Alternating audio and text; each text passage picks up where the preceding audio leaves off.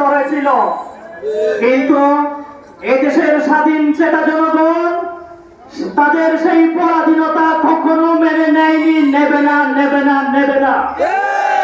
তাই আজকে বাংলাদেশের যারা ভারতের দালালি করতে চান, মনে রাখবেন ভারত বাংলাদেশকে অতীতে পরাধীন করতে পারেনি, এখনো পারবে না, ভবিষ্যতেও পারবে না ইনশাআল্লাহ।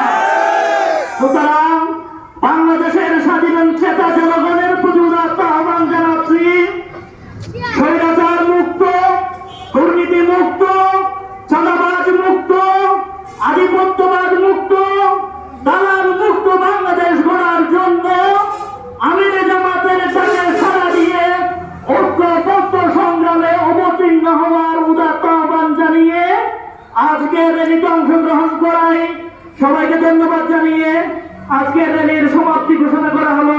আসসালামু আলাইকুম ওয়া রাহমাতুল্লাহি ওয়া বারাকাতুহু।